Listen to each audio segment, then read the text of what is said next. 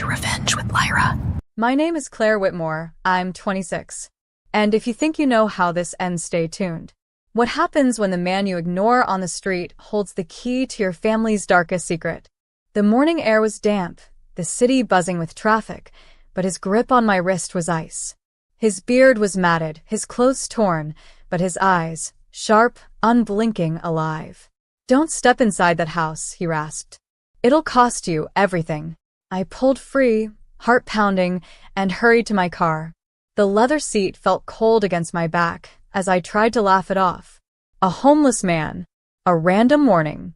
Coincidence, surely. But the words clung to me like smoke as I drove through winding country roads toward my grandfather's estate. The Whitmore mansion loomed ahead, all stone and shadow, where secrets felt stitched into every brick. Today, the family would gather to divide his empire. The lakeside properties, the businesses, the millions no one ever spoke of, but everyone craved. Inside, cousins whispered, lawyers shuffled papers, my parents sat stiff-backed at the front.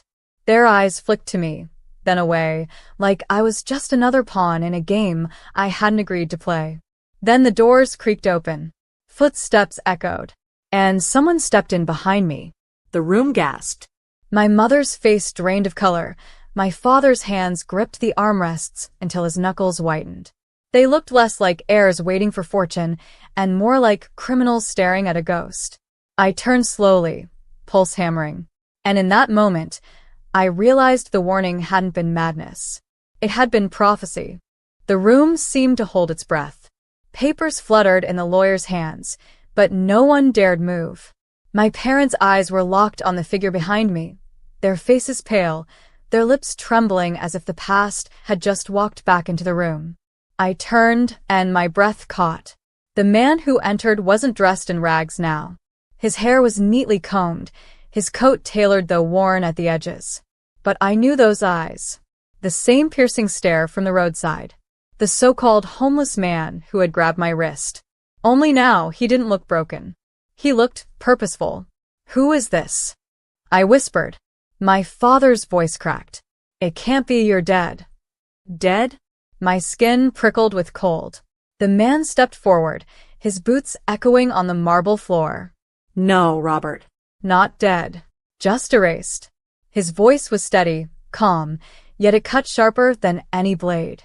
Whispers rippled among my cousins, confusion rising. The lawyer cleared his throat, uneasy. "Mr. Whitmore instructed me to begin only once all named parties were present. And it appears we are." My mother's hand gripped my arm, nails digging in. "Claire, don't listen to him. He's dangerous." But dangerous wasn't what I saw. I saw clarity, truth burning behind those weary eyes. The kind of truth that could shatter an empire. The man's gaze swept the room, finally landing on me. "Your grandfather wanted me here. He knew the lies this family buried, and he knew only I could unearth them." Silence hung heavy. My father's forehead glistened with sweat. My mother's lips trembled, forming words she couldn't force out. I swallowed hard, my pulse racing. "Who are you?" He didn't flinch, didn't blink. "I'm the son your grandfather never told you about. The first heir. The rightful one." Gasps broke out. The room fractured into whispers and stares. My parents looked like they'd been struck by lightning. And I stood between two worlds, my blood frozen, realizing the warning hadn't been for nothing. It had been a doorway, and now it had opened. The chaos erupted. My cousins leaned in, whispering furiously, eyes darting between the stranger and my parents. The lawyer's pen slipped from his hand, clattering to the polished oak table. My father finally found his voice, though it cracked under the weight of panic. "This is absurd. My father had no other son. This man is an imposter, nothing more." But the stranger smiled faintly, the kind of smile that said you can't outrun the truth forever. He reached into his coat pocket and pulled out a small leather-bound journal. Its edges were frayed, the pages yellowed with time. He set it on the table with deliberate care. "This was your father's," he said evenly. "His handwriting. His confessions. every transfer, every letter he sent to my mother, and every promise he made to me. Gasps rippled again. The lawyer picked up the book, flipping through its pages, his brow furrowing deeper with each line he read. Finally, he looked up at my father, then at my mother. This appears authentic. These are indeed Mr. Whitmore's records. My mother's face twisted, half fear, half fury. Forgery. Clever forgery. Don't be taken in, Claire. But my father couldn't meet my eyes. His silence screamed louder than her denial. I stared at him, my chest tightening. Dad, is it true? His jaw clenched. His shoulders sagged. For the first time in my life, Robert Whitmore looked less like a man of power and more like a child cornered in his own lies. The stranger's gaze shifted to me, softer now. Your grandfather loved you. He wanted you to know the truth, that the fortune you're here to inherit was built on silence and betrayal. He left me with a choice: expose it or let the cycle repeat. The room went still. I could feel every eye on me, waiting, judging, wondering which way I would turn. And in that stillness, the weight of legacy pressed down like iron. A hidden brother, a fortune tainted by secrets, parents unraveling before my eyes. I had come for a will reading. Instead, I had walked into a reckoning. The lawyer cleared his throat, his voice unsteady. According to Mr. Whitmore's final instructions, all heirs must be acknowledged before the estate can be divided. If this man is who he claims, then... My father slammed his hand on the table, rattling the glasses. Enough. This stray doesn't belong here. He's nothing. He's trying to steal what's ours. The stranger didn't flinch. He simply opened the journal to a page marked with a ribbon and slid it across the table. Read this aloud, he said. The lawyer adjusted his glasses, his eyes scanning the neat, slanted handwriting. His voice dropped into the solemn cadence of truth. To my firstborn son, Samuel, though the world does not know you, I see you. I regret the years I left you in shadow. One day, I hope the family that denied you will have no choice but to face you. When that day comes, this journal will speak where I could not. The words landed like a stone in a still pond, rippling through every corner of the room. Samuel, the man's name, my grandfather's secret, my family's shame. My mother's breath came in shallow gasps. She clutched my father's arm, but he pulled away, his face collapsing under the weight of exposure. My cousins muttered nervously, some wide-eyed, others suspicious, all of them shaken. And me? My pulse thundered in my ears. My world tilted.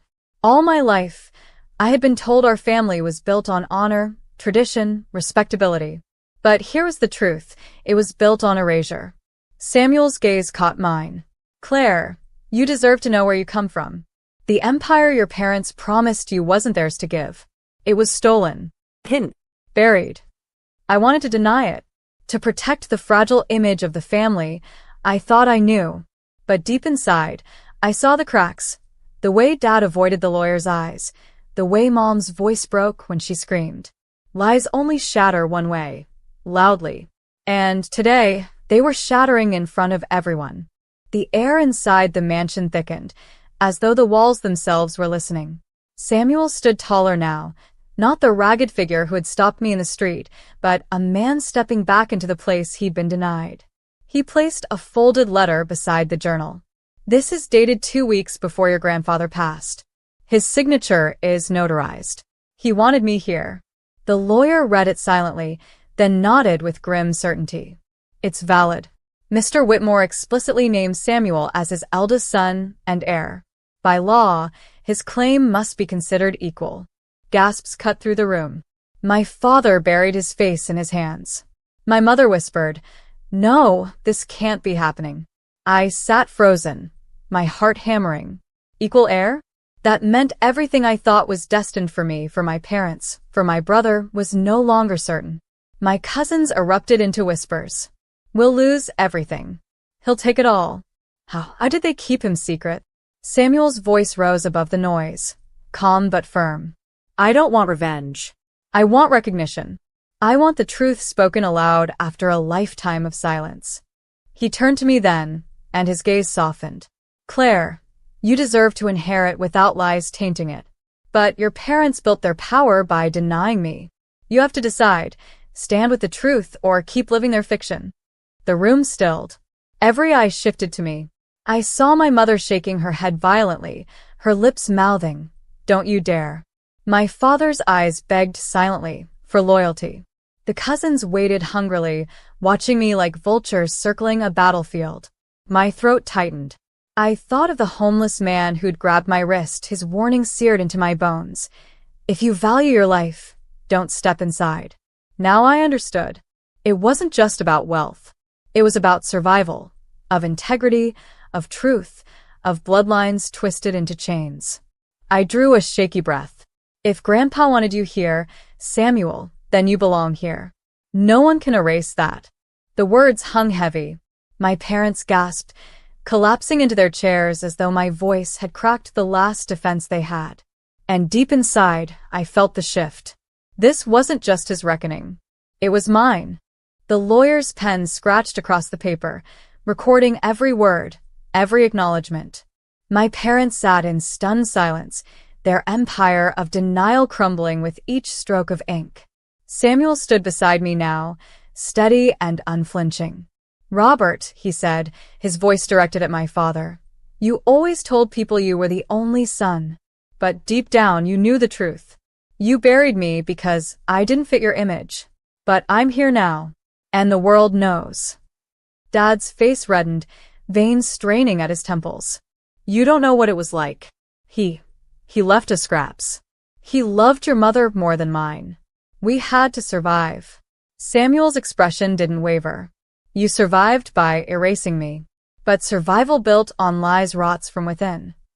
The room went silent again. My mother dabbed at her eyes, though no tears fell. Her voice cracked. "Claire, please don't side with him. We're your family. Everything we've done was for you." I felt a hollow laugh rise in my throat. For me, they had done it for themselves, for control, for power. And all along, they demanded my loyalty while hiding the fractures beneath the surface. I turned to the lawyer. "What happens now?" He cleared his throat. "By law, the estate will be divided among all acknowledged heirs. That includes Samuel. Unless anyone contests with proof, his claim stands."